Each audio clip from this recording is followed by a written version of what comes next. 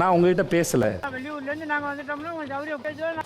என்னுடைய கருத்தை நான் நாகரிகமாக வெளிப்படையாக உங்களிடம் கேட்கிறேன் விஜய் சேதுபதி அவர்களே. அப்படி என்ன திவ்யா மீது உங்களுக்கு அவ்வளவு வந்தது? உங்ககிட்ட பேசும்போது தான் நீங்க பேசணும். ஐ அம் டோட்டலி டிசப்பாயிண்டட். உங்களுக்கு கொடுத்த வேலையவே செய்யறதுக்கு வக்கில இதெல்லாம் என்னங்க வார்த்தை? உங்ககிட்ட எனக்கு பேசுறதுக்கு ஒண்ணு இல்ல. பேசுனது கூட நான் பொறுத்துக்குவேன். ஆனா அதுக்கு அடுத்த லைன் வந்துச்சு பாருங்க. டேய் கிளம்பா கொஞ்சம் டீ குடுறா.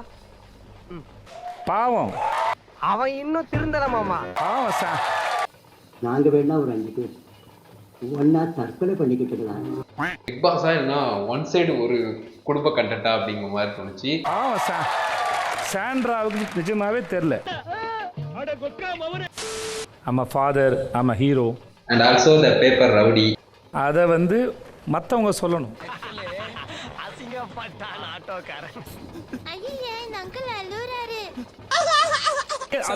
சார் ஒரு விஷயம் சார் பேச சார் அது பேர் என்ன சார் அர்த்தம்? அவங்க அப்பா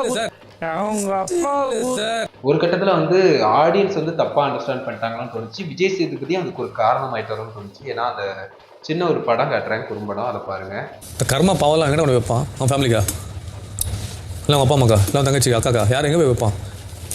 ஸோ கர்மா பாவம் அப்படின்னு தான் மீன் பண்ணாரே தவிர அவன் அம்மாவுக்கு பாலுத்த, அவள் அப்பாவுக்கு பாலுத்த, நான் அக்காவுக்கு பாலுத்த, தங்கச்சிக்கு பாலுத்த, அந்த மாதிரியான விஷயங்கள் மீன் பண்ணல. ஸோ அதை மட்டும் நான் கிளாரிஃபை பண்ண நினைக்கிறேன். அவங்க அம்மாவுக்கா, அவங்க அப்பாவுக்கா, அவங்க அக்காவுக்கா, அவன் தங்கச்சின்னு கேட்டா அது பேர் என்ன சார்? அது பட் இது ஓவர் ரியாக்ஷனா இருக்கு. என்னடா இந்த மாதிரி நேரத்துல எடுத்த மாதிரி